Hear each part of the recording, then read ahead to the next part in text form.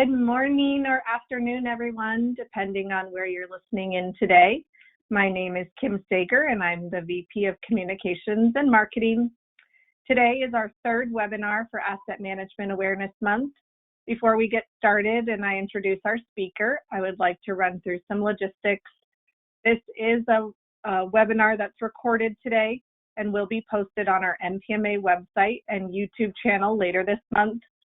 If you're listening today with a group, I hope you're practicing social distancing, and be sure to note all participants in the room and then email them to me at vpmarketing@mpma.org to ensure everybody receives credit. If you're registered and logged in yourself, you will automatically get the credit. We are going to post the presentation slides into the handout section of the webinar. We're going to load that during the webinar so you can find them. And lastly, if you have any questions during the presentation, please write them in the question box and we will review them at the end. Now I'd like to introduce our speaker today, Mr. Scott Peterson. Scott has been in asset management since 2002, working at various companies and customer locations. He has served on property councils, acted as the OCONUS Government Property SME, received commendations from iOS, IG, customer, and company auditors. Scott was the founding president for England's MPMA Yorkshire chapter, served as the Denver Rocky Mountain chapter president, chaired the 2019 Spring Education Seminar in Denver. He's written numerous articles for the Property Professional, helped proctor over 50 members in certification, spoke at multiple regional and national seminars, and is currently serving as the Central Region Editor for the Property Professional magazine and National Director for Membership Media. Scott will be presenting today on the art of procedure development. Scott, take it away. Thank you, Kim. Yeah, let's get things started. We've got a really good-sized group of people on the line, and I'm really hoping that you're going to find what you're looking for in this presentation. So here we go. Basic overview: the what, when, where, who, and why. Of course, the importance of procedures.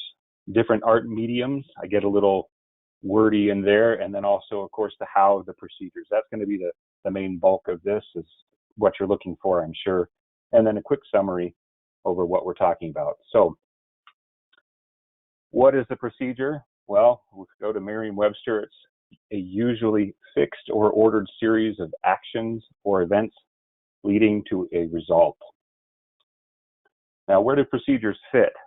How do they fit into our lives? Well, we have our social mores that eventually become laws, and those laws become regulations. And then there's a line right there where it breaks over into company from world, and you have your policy and your plan. And here we are, procedures. And then deeper down into the weeds, we get instructions, and then we have tasks. And I believe there's one more, yes, steps. So that's kind of a breakdown of where they fit. We've got our external, the Moore's laws and regulations, and then internal, everything that we deal with in a company, whether we're multinational or mom and pops. This is how it breaks out. So when might you need a procedure? Well, you may need a procedure when a task is either lengthy, like your annual inventory, it's nuanced, like something with disposition, it's routine, happens all the time, follows a specific regulation or standards, also requires consistency, very important, and involves documentation and record keeping. Also, it has a required outcome. That's obviously our very important one. We have all of our outcomes that we've got to be working towards, and so we have our required outcomes. Okay, so the biggest one of them all, the why, is because we may have contractual impacts if we don't have procedures that are being followed.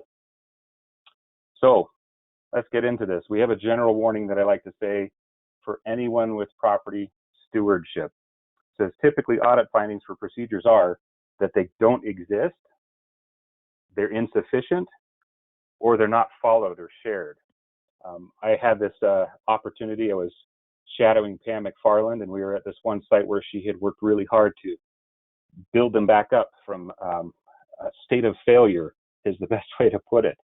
And this had been probably 3 years since the time that it had happened. And during the contractor self-assessment, we brought in the person that was doing the property management, held up the procedures and says, have you seen this before? And he says, no. So obviously very disheartening for Pam and very eye-opening to me. It's even if you've got the procedures in place, it doesn't mean that they're looked at. So they don't exist, they're insufficient, or they're not followed or shared. Very important. Okay, we got to pull the trigger. If you don't already have procedures in place or know there's a hole your procedures big enough for an auditor to drive a semi through, we've got to take care of it now. We've got to pull that trigger and make it happen. Okay, so we know FAR 52-245-1, that's the clause we all follow. The contractor shall initiate and maintain the processes, systems, procedures, there we are, records, and methodologies necessary for effective and efficient control of government property. Okay, but we've got to prove it. Okay, so how do we show proof? Well, first we have to find some pudding because apparently that's where it's kept. I can hear you laughing through the mute button. It's amazing. Okay, maybe that's not the case here. We prove the existence of procedures to the assessor, auditor, and so forth by showing our approved, written, and published collection of procedures. Okay, I'm sure you've heard this before. If it isn't in writing, it didn't happen. If your procedures aren't written, they don't exist. No matter how exciting your process is for managing government property, a lack of existence is a failure to comply.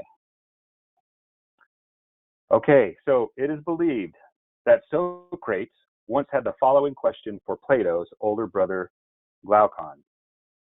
Which is the art of procedure development designed to be an imitation of things as they are or as they appear, of appearance or reality? And of course, Glaucon responded with of appearance.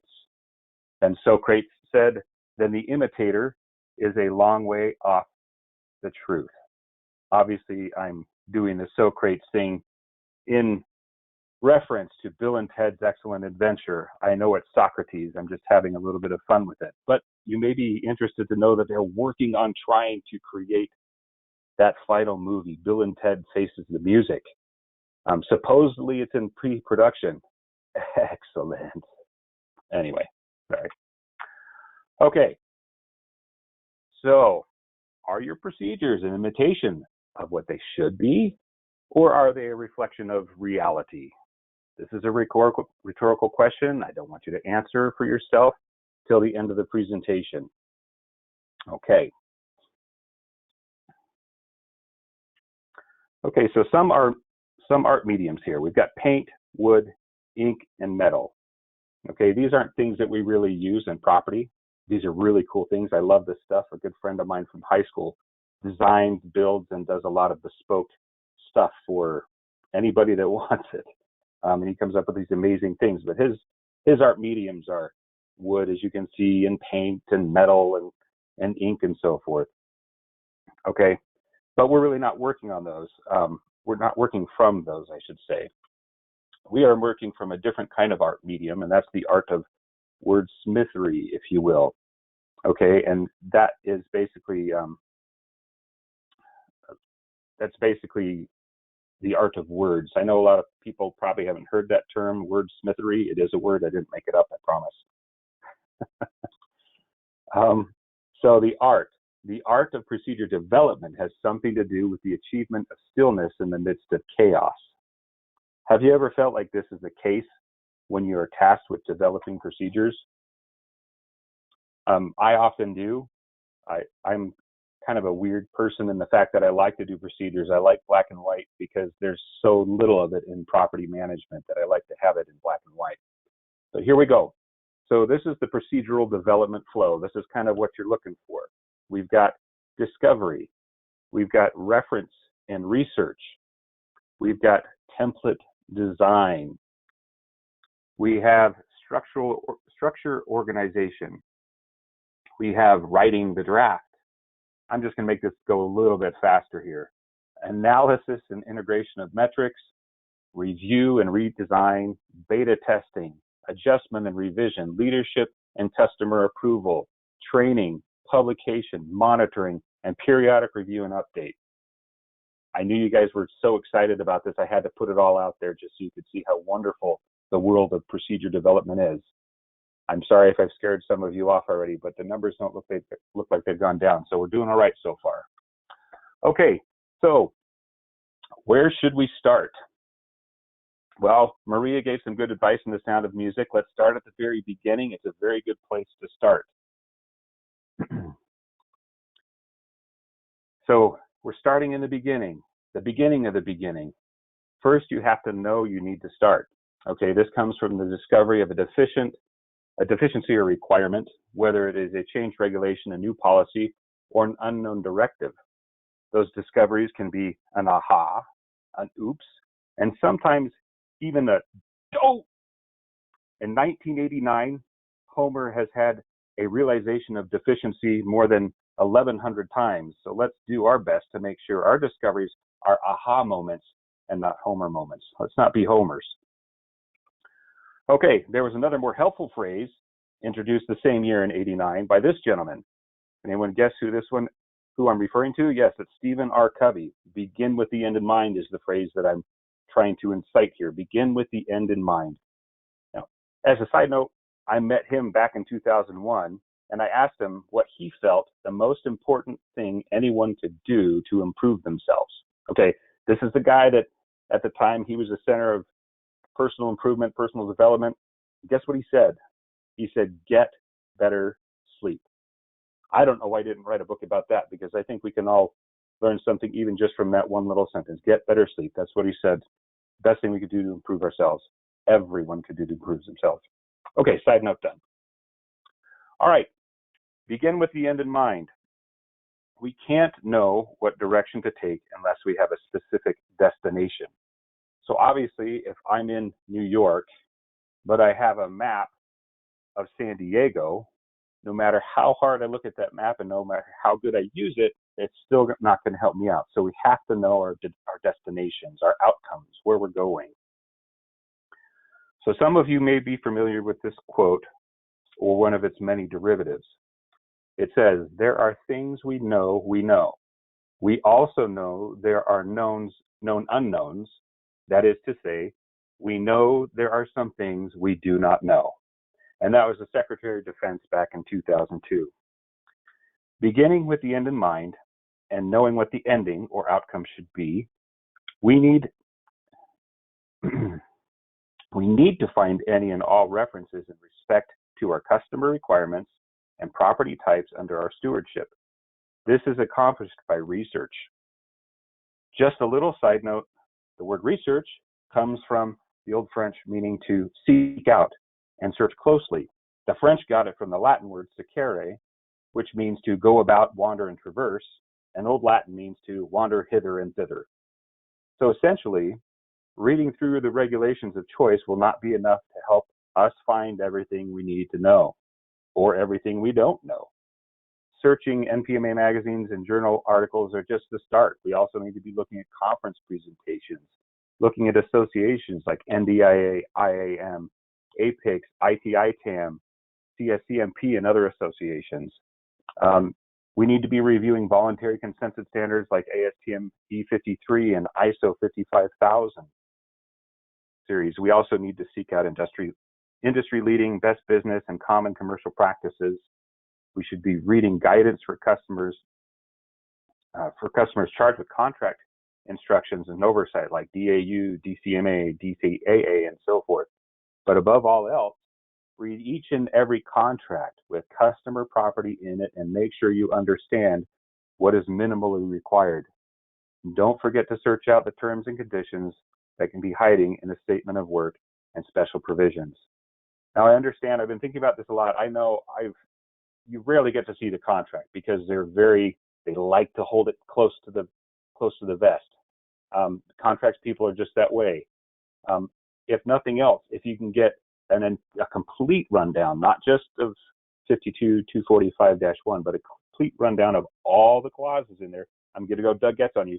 All the clauses. You got to look at all of them because they still incorporate property, even if it's not in 52.245. All right. So, in respect to knowing what you should know for your contract, having a contract data matrix will go a long way to keep track of what you're responsible for. Things like location or locations, cage codes, DODAX, contract type, program name, program manager, property POC, contract POCs, periods of performance, contract numbers, contract type, applicable clauses, auditing entities, and individuals assigned as any other data you consider significant. Okay, this is the kind of information you may have learned by looking it up repeatedly. So keep it all in one place, and just as important, keep it current. Also, just like a contract data matrix can help you keep track of clausal requirements, an outcome data matrix or property element matrix, depending on whether you're being looked at by DCMA and following the 23, will help keep things organized. You will need to identify all outcomes and sub-outcomes.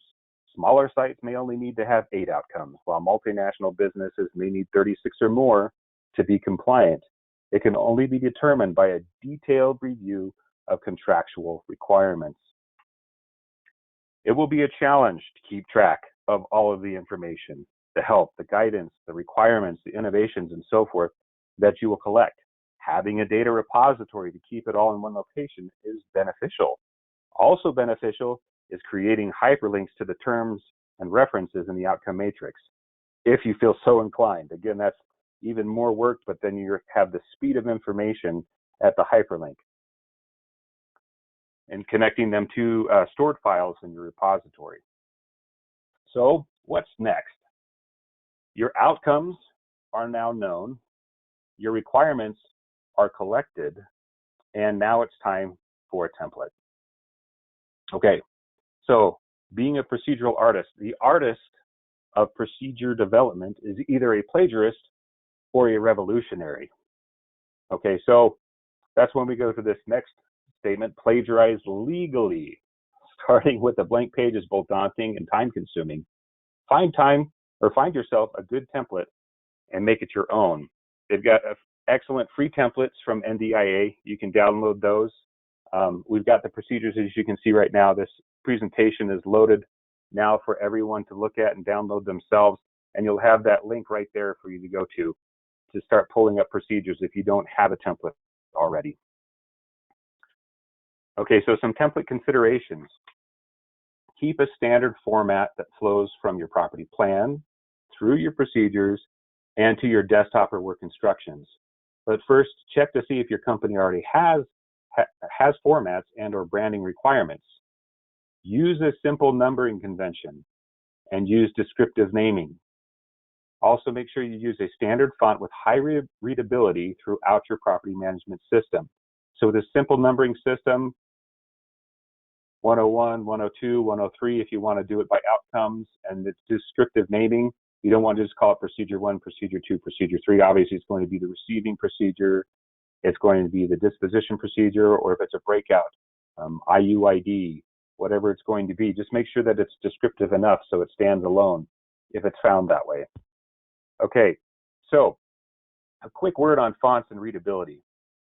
In his book, Cashvertising, Drew Eric Whitman cites a 1986 study of fonts printed on paper that found only 12% of participants effectively comprehended the paragraph set in sans serif type versus 67% who were given a set of serif typeface. I didn't realize I had to keep typing through that one. There you go. So this is the difference here. You got a serif that got all the little tails on everything, and sans serif. So if it's printed, you've got to go with the serif. If it's on computer, you want to go sans serif. Because also in a 2000 study by Software Usability and Research Laboratory concluded that for easiest online reading, using Arial 12-point size and larger, if you're going smaller than 12 points, you want to go Veranda. 10 points is your best choice. So there's a huge difference in readability. I mean, and that's the whole point in having procedures, is so they're understood and followed. And if we use the wrong one, it could actually be quite the detriment in getting people to follow and understand them. Of course, your hard copies are typically uncontrolled, but if they are hard copy, go with the Times New Roman, like every other government document is in the world. But if it's going to stay on your computer, keep it Arial and Veranda if you're going with a smaller font. Okay, structure considerations. You've got your procedure, name and number. We talked about that before. You also want to make sure you have your release and effective dates included on there. On there, you also have your introduction, so the purpose, the background, and the context, the overview for the procedure, and the applicability, who the procedure applies to. Also, the requirements, why it's needed and what's required. All these things can be included in your introduction. Next is your definitions. Include only terms that are used in the procedure. An overarching glossary should be created for all definitions used in the policy, also in the plan and procedure and desktop instructions. Next is your process. So that's probably going to be a little bit more of the meat, the largest portion there. You've got your process, which includes all explanations, descriptions, and steps in this section. Okay, so I want you to understand that simple flowcharts or diagrams may be used here, but if they're complicated, they should be located in the appendix. Okay, this should also include the roles, the who's, and the responsibilities. So the who's obviously not calling by name, but by position or function, and the responsibilities. Next, reference documents. Okay, I feel this is very important. Reference documents are important to say where you're pulling from. If you are referencing ASTM, it's got to be in there. If you're not, then don't put it in there, because you can also be called on that. But so you've got your regulatory and customer requirements. You got your company policies that you're going to be referencing, and also, like I said, your standards and practices. Okay, consider having hyperlinks to your references, your reference repository, as long as it is all kept electronic. Don't forget to check those references and make sure that they're current and applicable during your annual procedure reviews. Sometimes what we have a tendency to do is we're interfacing with logistics and security and different groups, and we say, okay, well, yeah, if somebody needs to move this computer, they also need to check with IT and have a hyperlink that says this goes to IT. Well, if IT decided to move their link, you're sending people off on wild goose chases to find this information. So only reference in hyperlink stuff that you can control. Okay, let's see, 34 forms. All right, we've got lots of forms we like to use. We're fans of paper and using it up. Use active and accurate hyperlinks to current usable forms. All right, sorry, I'm already talking to myself before I get to it. No one likes to deal with screenshots either. Make sure that they're usable forms. Okay, and better yet, PDFs with fields for entry and signature save time and improve that consistency. Okay, and make sure again that only forms applicable to the procedure are referenced in the procedure. We don't want to give more. Just like when we're talking to auditors, we don't want to give auditors more than they've asked for. Okay, records. Have a list of records that are associated with the procedure. They should include the document name of the record, the location the record is kept, whether it's hard or soft copy, the responsible individual for controlling that, and also a required retention period. Next is a revision history. Indicate whether the revision was initial release or provide descriptive reasons for the changes. Procedures should be reviewed annually and updated as needed. Also, minor changes can be adjusted internally.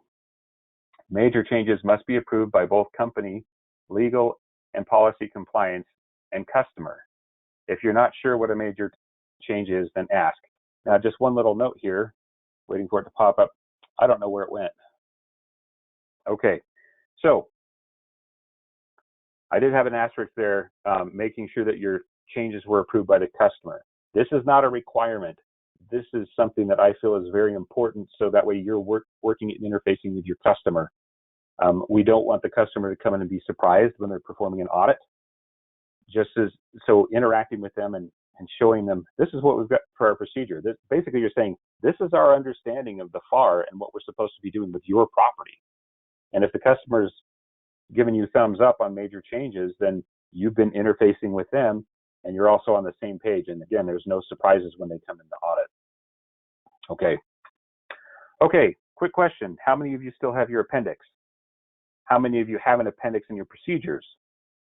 Well, medically, it's better to remove it for some. If your procedures are lacking an appendix, it may be a good idea to surgically attach or reattach it. Okay, an appendix typically one for your entire collection of procedures, all of them. Okay, this is where you keep your acronyms, your definitions, those large flow charts and large diagrams that I was talking about earlier, any memorandums that are directly affect property, and also any reference material that you have. That's what your appendix is for. You only have one, and it's for your complete collection of procedures, not an appendix for each procedure. Okay. Something to consider while writing your draft. Okay, these are not hard and fast ideas, but most, if not all, should be used as you see fit. Okay, determine priority. What is most important to the customer? One outcome or sub-outcome per procedure. They can always be merged later. Okay, capture the current process. A detailed list of steps in the order that they are completed, but not necessarily organized. And if needed, watch and document the process in action. That's always a good thing to do, especially with things like receiving, if you're part of the receiving process, or discrepant shipments, making sure that you see the flow going through. Okay, also, compliance to regulations and chosen standard practices comes later. Okay, this is not, what you're doing is you're trying to see what's exactly happening now, not what it's supposed to be, but what it is. Okay. Next, we're going to write the steps as short sentences. Long sentences typically have multiple steps. Also, we're going to group lists into bullet format. Long lists within a sentence are harder to follow. Look through your procedures for opportunities to include beneficial metrics. Trend analysis is key to improving performance and also minimizing complacent deterioration. Now, I underline that because it's very important. We've gone through our training, we've looked at our procedures, everybody knows what they are, and they just keep doing what they've always done. And that's where we get into complacent deterioration. Stuff starts falling apart, not because we're doing it on purpose, we're just no longer following what our procedures say. Okay? If you have important procedural steps, make sure that they're measurable. Efficiency and accuracy must be measurable to be beneficial. As they say, measure what matters. So review and redesign. Now you're to the point of reviewing and verify compliance to company policy and regulations. So this is what you're doing now. Is it what you're supposed to be doing? Okay, here's where you should also build the why into the procedure for current knowledge sharing and future improvement opportunities. So you have the current knowledge share, making sure that everybody has knows what they should be doing, and then also future improvement opportunities. That comes later with training and educating other people. Also, follow the rules of English grammar and punctuation. Let's be conscious of our audience. All right, our customers are going to be looking at it. Auditors are going to be scrutinizing it. Our leadership needs to know what's in there, and then of course the user as well. Okay, reduce or restrict the use of abbreviations and acronyms. Also, detail level should eliminate significant variation to outcomes. But excessive detail may also be seen as micromanagement. So you've got a beautiful balancing act. That's part of the art of writing procedures. Next is ensure procedures both enhance and reinforce training. It's not a replacement. Okay, we've got to make sure that when we're using these procedures, we're not handing the procedure deck or the procedure collection to the new hire and saying, here you go, and then expecting them to understand what they're supposed to do with it. Also, use plain speak, 8th grade level. I mean, it doesn't matter who picks up the procedures, they'd be able to follow them. Okay, but then you say, okay, well, we've got all this terminology. We say shipped and delivered and transferred, and they all mean different things, but people interchange those words. Well, let's make sure that we capture our industry terminology in the definition section, okay?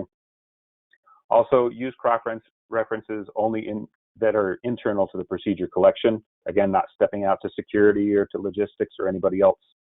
Also, ensure that steps are concise.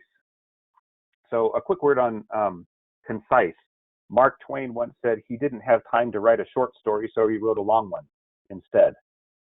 I mean, that can kind of be the way things happen. People just keep adding things to the engine to make it more efficient, or keep adding things to a procedure to make it have all the information it's supposed to have in there. So, I mean, Mark Twain, he made it plain and simple. It's not easy to write concise. It's not easy to write short stories. But the better we get at that, the easier it will be for our procedures to be followed. Okay, so then you go into the beta testing. You have procedures followed while the writer watches and revise for catches and stops. Internal review, all who perform should review and check for readability, accuracy, and improved performance. Should also have external review by advisors and supervisors for clarity and effectiveness. Also, peer-reviewed testing by other SMEs and doers. There's one thing that I really like about property management in our association is that we share. We actually talk to each other about how to fix problems. We're not hiding things from each other. I mean, unless, of course, it's company proprietary, but that's totally different and neither here nor there when it comes to managing property well. And so I really love that we can reach out to SMEs. I've had people reach out to me for different things to just have a read through. We're here. Let's take advantage of all this knowledge base that we have here. So as well as with your SMEs and those people that do it, also try and get a non-user to test it. Okay, this is great for cross-training and things like that. Let's say you've got somebody that's a receiver that's looking forward to coming onto the property team. He's done counting parts and he wants to continue to count parts for the rest of his life as a property person. Anyway, okay, maybe a bad choice, but all right, last, this is what I like to call the ID10T check. Okay, or in its correct form, the idiot check. Okay, we have this, this is where you look for the hole that I was talking about that the auditor is going to find to drive a semi-tractor trailer through. It used to be that auditors would bob along the top, and then the moment they found a hole, they just drill down as far as they could until they hit pay dirt. That's not the case anymore. They really don't have time. They're checking for uniformity, which you're going to have with your procedures when you do them this way. They're looking for it being concise and complete, which you're going to have. As long as you go through and do all of this to the best of your ability, you will have this. It will be there for you to reference and show off, which I think is maybe even the next slide. Oh, nope, it's not. Okay, approval from company leadership is necessary step in the process to keep them in the loop and apprised of changes and improvements. More important is the approval of the customer for initial release and subsequent extensive changes. There's my bullet that I was talking about earlier. Okay, this is my personal perspective. It's not required by regulation. However, the added interaction with the customer will encourage shared understanding on regulation perspective and execution. So, a good idea. Now you've got your training or your cross-training and your retraining as necessary to ensure interpretation consistency. Cross-training for knowledge sharing and new perspectives for improvement and innovation of the property management system. So, just another quick little thing on that. Getting outside opinions and ideas. I read a while ago, this guy was considered the guru of innovation, and they asked him, well, what kind of innovation books do you read? And he says, I don't read any innovation books. So you can't find innovation in looking at innovation. You find innovation at looking at operating on a brain or learning how to climb up a mountain. That's how you get the innovations, those little triggers that say, we should be doing this different, or this will improve our process. So don't just look right at property management. You won't find all your innovations there that will help you benefit. Going to configuration management or IT for new ideas on how to track property. Okay. Also, keep in mind that highly detailed procedures are not meant to take place at training, like I've mentioned before. They are a part of the training process, not the training process. Okay, publication. Send it out to the world. Your computer is not central or accessible. It needs to be on a shared drive for all that may need to use it. Reference it or witness, here we go, witness the awesomeness of a property team that has mastered the art of procedure development. You're all in awe of what you're going to become here in the near future with your procedures. I can hear it again through the mute button. Okay, monitoring. Monitor and identify changes in company policy, customer regulations, standards, and contracts. Okay, this is very important. We can't, again, we're looking for the aha moments, not the dope moments. Okay. All right, periodic review and update. A good rule of thumb is to review your complete procedure collection annually. Now, if you have just received word or the dreaded telephone call or the email that wants you to go home and just hide for a while, that an audit is coming your way, the very first thing you should do is make sure your procedures will be seen as a reality and not as an imitation. Socrates would be so proud. Okay, well, that's it, mostly. I mean, we've got it all here. You've got it now. You can do with it as you will, but it's pretty inclusive. But like I'm saying, it wasn't everything. There could be some things that were left out that are that will only be used by you and your team. So my final thought: the art of procedure development is, in its broadest sense, a form of communication. It means whatever the artist intends it to mean, and this meaning is shaped by the materials, techniques, and forms it makes use of, as well as the ideas and feelings it creates in its viewers. The last final thought: there are two reasons procedures fail: ignorance, not knowing what we should, and ineptitude, the inability to do something correctly. Know what you need to know and do it right, and don't be a homer. And that is the end of the presentation. Thanks, Scott. I do have a couple questions that have come through, so let me go through those. The first question is, when you say approved, I think that means relative to procedures, approved procedures, who are you talking about? DCMA no longer approves, for example. That's right, and that's why I said, so the customer, it's not an approval that you're seeking from the customer. You're actually just seeking acknowledgement that you're on the same page. When working with a new customer, I like to approach them and say, okay, what's your interpretation of what we're supposed to be doing with your property?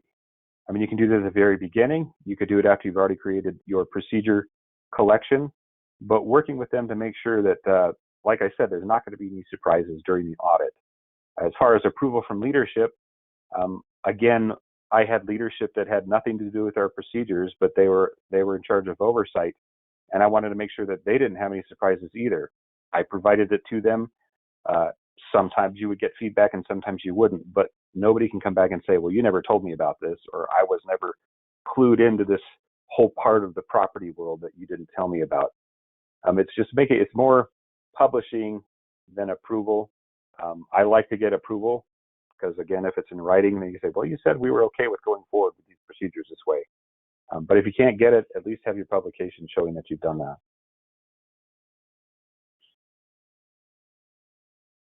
Okay, thanks. Let's go to the next one. More of a statement first than a question. So it says, I struggle with writing a procedure that gives enough information to be effective, but not too much to hang yourself with in an audit. Any guidance on editing down? Well, that's where we go down through our steps and everything when we have our procedures. So the procedures are what we're going to be audited to by the customer, internal auditors, and so forth. Our desktop instructions are our own. That's where you can get as detailed as you want to be. Desktop instructions are not something that are audited, but they are built completely off of the procedures. It's just taking the steps and making them more nuanced. Procedures almost always are going to use the 80-20 principle. It's actually more like 90-10, in that everything is going to fall underneath that. But there's still some nuances and things that change depending on what's coming in. And you want to make sure that those are captured and detailed in your live document, your living document, your desktop procedure. Those are not audited. Your procedures are audited to your regulation, whether it's FAR, FAA, DOD, whoever it is that's coming into audit. The procedures have to answer all those questions, but they don't have to have detailed answer those questions. That's where you're going to put that in your desktop or work instruction. Okay, I see one more question. Do you recommend one document covering all procedures or one procedure document for each outcome? I am, here's the word, or here's the term we all know and love, it depends. I really feel you should have your procedure collection, and it should be broken down by however minuscule you need to break down those outcomes or elements, having a procedure for each one. If it just you can start seeing the natural divide. Just as I said, you want to take each process and leave it as its own thing, and you can eventually merge them together at the end and say, well, these three processes really are all part of receiving. Well, then you come back and say, okay, well, these processes, there's more than two processes to the way we do disposition, so we're going to separate those out to more than one process. But it all should fall underneath a collection of procedures, and it should all have only one appendix that all the procedures can reference.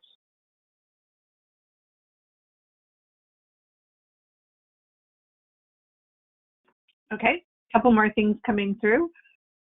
One's a comment. I've found it super useful to have a new hire or someone cross-training from a different office read through our procedures and attempt to complete the task. It helps me identify where there are gaps and we can better explain or expand upon. Thanks for sharing. Question. To what level of detail should procedures be spelled out? It may take time to make change, especially if leadership has to sign off on changes. Right. I would reference what we currently do with Raytheon, the company that I work for right now. We do have procedures that are quite high level, and there is buy-in from all sides when they are published and set up there, and that is what we are showing the auditor. It is enough to cover and answer the questions that will come up in an audit. It is not, we haven't even broken down, say, okay, let's look at receiving, for instance. It says, just as the FAR says, that we will check everything as it comes in, right? We're going to make sure that the counts are right and everything, but it doesn't state whether we're going to use a weight count or exact count or package. That is up to the individual sites that determines who's going to use that. And I think that's okay, because the division that I work for in Raytheon has many different customers, and they all want it done differently. So obviously we can't have that at the business level or division level in our procedures, which our procedures are. We also have local instructions that could be added, and those are put in there by each one of the different locations, and it's cited as such. They're local instructions for local procedures. Did I answer the question? I hope so. Okay, I have another one. This is great. I'm glad to see all the questions coming in. So this question says, do you reference specific timeframes in your procedures? For example, an item will be received within 5 days. Yep, good question. I know that's been a hot topic for quite some time, and those are referenced in our procedures. It is, as far as our division is concerned, it's gone across the board, and we're all in agreement that they're there. I don't believe we have anything that goes really minute, but I mean, records will be posted in this time. Reports will be posted at this time, so on and so forth. Those timelines are in there. It is, the best way to put it, it is a best business practice that has turned into somewhat of a requirement by DCMA. That I think it's good. I have always felt that timelines should be in there. Otherwise, this is where we're getting into metrics. You don't measure. I mean, you measure what matters, and if you're not putting any timelines in there, then it doesn't matter. And apparently, it does. I mean, it just says timely in the FAR, and so, okay, well, if it's timely, then what are we as the people that have stewardships of the property going to do to make sure that we are tracking it timely?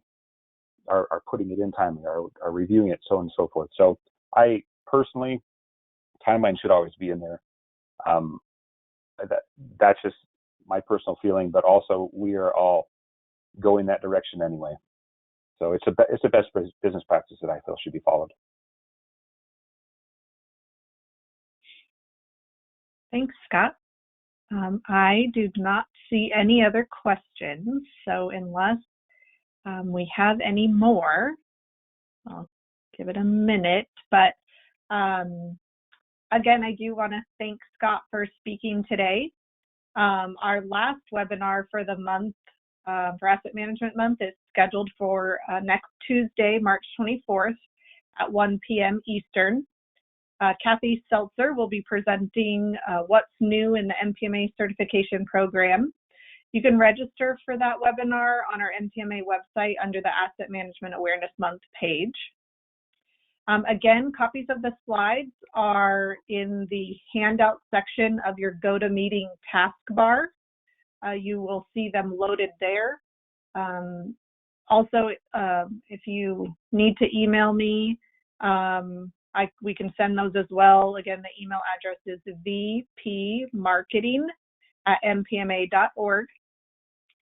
Lastly, we'd like to invite attendees to continue the conversation online. If you're on Facebook, meet us over on our MPMA Facebook group to discuss additional tips, tricks, and best practices for procedure development. I hope everybody enjoys the rest of their day and has a good one. Thanks again, Scott. You're very welcome. Thank you. Thanks. Bye, everyone.